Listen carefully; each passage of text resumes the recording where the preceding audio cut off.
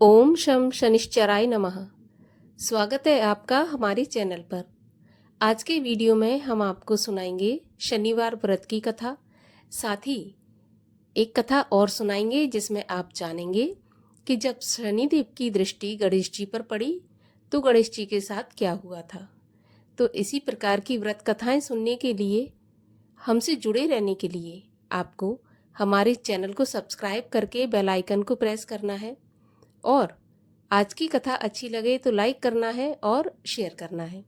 तो चलिए अब हम सुनते हैं कि जब शनिदेव ने गणेश जी पर दृष्टि डाली तो गणेश जी के साथ क्या हुआ था। ब्रह्म वैवर्त पुराण की एक कथा के अनुसार माता पार्वती ने पुत्र प्राप्ति के लिए पुण्यक नामक व्रत रखा था, जिसके फलस्वरूप भगवान विष्णु ने उनके गर्भ से बालक के रूप में जन्म लिया। जन्म के पश्चात सभी देवी और देवता शिव पार्वती को बधाई देने और बालक गणेश को आशीर्वाद देने के लिए बारी बारी से कैलाश पर्वत पर उपस्थित हुए, परंतु शनिदेव ने बालक गणेश को ना तो देखा और ना ही उनके पास गए। माता पार्वती को यह बात अपने पुत्र का अपमान लगी और वो रुष्ट हो गईं। असल में पार्वती जी को शनिदेव की पत्नी के द्वारा दिए गए श्राप के बारे में कुछ पता नहीं था। शनिदेव की पत्नी ने शनिदेव को श्राप दिया था कि उनकी दृष्टि जिस किसी पर भी पड़ेगी उसकी हानि हो जाएगी। उन्हें लगा कि शनि उनके पुत्र का अपमान कर रहे हैं। उन्होंने कहा, सूर्यपुत्र, अपनी गर्दन क्यों झुका के रखी है? मेरी और मेरे पुत्र की तरफ देखो। तुम मेरे पुत्र को क्यों नहीं देख रहे हो? इस पर शनिदेव ने कहा कि माता, मेरा नहीं देखना ही उचित है, क्योंकि सभी प्राणी अपनी अपनी करनी का फल भोगते हैं। मैं भी अपनी करनी का फल भोग रहा हूँ। ऐसा कहकर शनिदेव अपने श्राप के बारे में बताते हैं।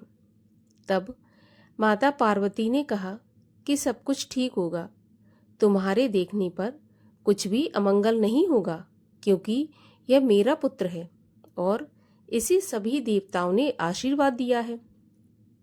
शनिदेव ने माता पार्वती का रुष्ट भाव समझकर उनकी आज्ञा मान ली और बालक गणेश को देख लिया, परंतु शनिदेव की दृष्टि पड़ते ही नवजात बालक का सिर धड़ से अलग होकर भस्म होकर ब्रह्मांड में विलीन हो गया। माता पार्वती अपने पुत्र की यह दशा देखकर बेहोश हो गईं। तब माता पार्वती को इस आघात से बाहर निकालने और उनके क्रोध से बचने के लिए तत्काल ही भगवान विष्णु अपने वाहन गरुड़ पर सवार होकर उत्तर दिशा में स्थित पुष्पभद्रा नदी के तट पर गए। वहां उन्होंने एक हथनी को देखा जो अपने बालक की ओर पीठ करे बैठी थी। इस संबंध में यह भी कहा जाता है कि वहां उन्होंने देखा कि एक हथनी अपने नवजात शिशु को लेकर उत्तर दिशा में सिर करके सो रही थी। विष्णु भगवान ने शीघ्र ही सुदर्शन चक्र से नवजात गज शिशु का मस्तक काट लिया और वे उसे लेकर शिवलोक पहुंचे तथा माता पार्वती के बालक के धड़ पर लगाकर उसके प्राण वापस कर दिए। बाद में जब माता पार्वती को होश आया तो उन्होंने शनिदेव को श्राप दिया, परंतु सभी देवताओं ने शनिदेव का पक्ष लेकर कहा कि इसमें उनकी कोई गलती नहीं है। आपको तो इन्होंने सारी बातें पहले ही बता दी थी कि वे आपके बालक को क्यों नहीं देख रहे, परंतु आपकी जिद पूरी करने के लिए ही शनिदेव ने आपके पुत्र को देखा। इसमें उनका कोई कसूर नहीं है। तब माता पार्वती ने शनिदेव को क्षमा कर दिया और श्राप को एक पैर की विकलांगता के रूप में परिवर्तित कर दिया। इस तरह भगवान शिव और गणेश दोनों ही शनिदेव की नज़र से नहीं बच पाए। इस प्रकार चाहे देवता हो, चाहे दानव हो या फिर मनुष्य हो, शनिदेव की दृष्टि से कोई नहीं बच पाता। जब शनिदेव की दृष्टि पड़ती है और शनि किसी राशि पर आते हैं तो अपना शुभ अशुभ फल अवश्य प्रदान करते हैं। और आइए अब सुनते हैं शनिवार व्रत की कथा। शनि देव को प्रसन्न करने के लिए काला तिल, तेल, काले वस्त्र, उड़द इत्यादि चीज़ों से शनि देव का पूजन किया जाता है। इसके अलावा शनिवार का व्रत और शनि स्तोत्र का पाठ भी काफ़ी लाभदायक बताया गया है। और अब सुनते हैं शनिवार व्रत की कथा। एक समय सभी ग्रह सूर्य, चंद्रमा, मंगल, बुध, बृहस्पति, शुक्र, शनि, राहु और केतु आपस में झगड़ने लगे। सब अपने आप को बड़ा कहते थे। जब आपस में कोई निश्चय नहीं हो सका तो सबके सब आपस में झगड़ते हुए इंद्र के पास गए और कहने लगे कि आप सब देवताओं के राजा हो, इसलिए आप हमारा न्याय करके बताओ कि हम 9 ग्रहों में सबसे बड़ा कौन है। राजा इंद्र इनका प्रश्न सुनकर घबरा गए और कहने लगे कि मुझ में इतना सामर्थ्य नहीं है जो किसी को बड़ा या छोटा बताऊं। मैं अपने मुख से कुछ नहीं कह सकता। हाँ, एक उपाय हो सकता है। इस समय पृथ्वी पर राजा विक्रमादित्य दूसरों के दुखों का निवारण करने वाले हैं, इसलिए तुम सब मिलकर उन्हीं के पास जाओ, वही तुम्हारे दुखों का निवारण करेंगे। ऐसा वचन सुनकर सभी ग्रह देवता चलकर भूलोक में राजा विक्रमादित्य की सभा में जाकर उपस्थित हुए और अपना प्रश्न राजा के सामने रखा। राजा उनकी बात सुनकर बड़ी चिंता में पड़ गए कि मैं अपने मुख से किसको बड़ा और किसको छोटा बताऊं। जिसको भी छोटा बताऊंगा वही बुरा मान जाएगा और क्रोध करेगा। परंतु उनका झगड़ा निपटाने के लिए एक उपाय सोचा। उन्होंने सोना, चांदी, कांसा, पीतल, शीशा, रांगा, जस्ता, अभ्रक और लोहा 9 धातुओं के 9 आसन बनवाए। सब आसनों को क्रम से, जैसे सोना सबसे पहले और लोहा सबसे अंत में, इस तरह से बिछवाया गया। इसके पश्चात राजा ने सब ग्रहों से कहा कि आप सब अपने अपने सिंहासनों पर बैठ जाइए। जिसका आसन सबसे आगे होगा वह सबसे बड़ा और जिसका आसन सबसे पीछे होगा वह सबसे छोटा जानिए। अब चूंकि लोहा सबसे पीछे था और लोहा शनिदेव का आसन था, इसीलिए शनिदेव समझ गए कि राजा ने मुझको सबसे छोटा बना दिया। इस पर शनिदेव को बड़ा गुस्सा आया और कहा, राजा, तू मेरे पराक्रम को जानता नहीं है। सूर्य 1 राशि पर 1 महीना, चंद्रमा 2.25 महीना 2 दिन, मंगल 1.5 महीना, बृहस्पति 13 महीने, बुध और शुक्र 1-1 महीने, परंतु मैं 1 राशि पर 2.5 अथवा 7.5 साल तक रहता हूँ। बड़े बड़े देवताओं को भी मैंने भीषण दुख दिया है। राजन सुनो, जब राम जी को 7.5 आई तो उन्हें वनवास हो गया था, और जब रावण पर आई तो राम और लक्ष्मण ने सेना लेकर लंका पर चढ़ाई कर दी थी और रावण के कुल का नाश कर दिया था। हे राजा, अब तुम सावधान रहना। राजा कहने लगा, जो कुछ भाग्य में होगा देखा जाएगा। इसके बाद अन्य ग्रह तो प्रसन्नता के साथ चले गए, परंतु शनिदेव बड़े क्रोध के साथ वहां से पधारे।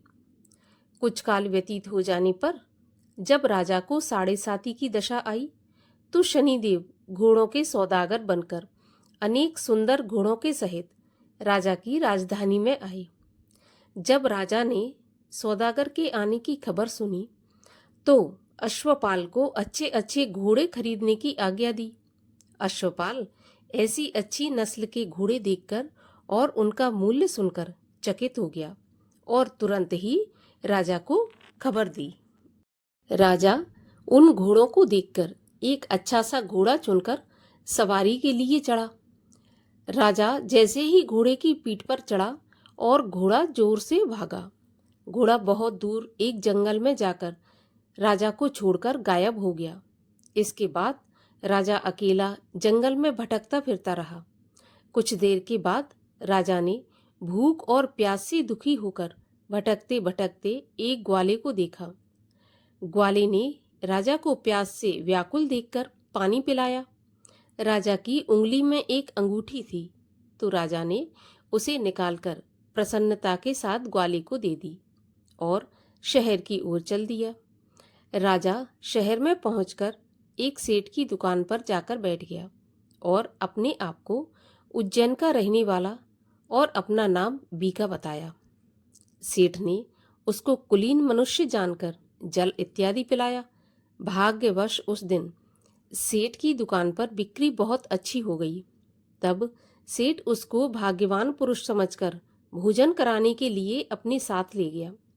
भोजन करते समय राजा ने आश्चर्य की एक बात देखी कि खूंटी पर एक हार लटक रहा है और वह खूंटी उस हार को निगल रही है।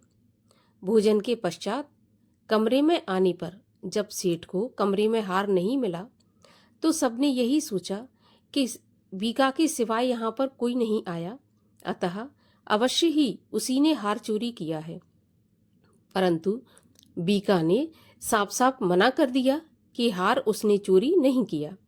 इस पर 5-7 आदमी इकट्ठे होकर उसको फौजदार के पास ले गए। फौजदार ने उसको राजा के सामने उपस्थित किया और कहा, महाराज, यह आदमी भला तो प्रतीत होता है, चोर तो नहीं लगता, परंतु सेठ का कहना है कि इसके सिवाय कोई और घर में आया नहीं, अवश्य ही इसी ने चोरी की है।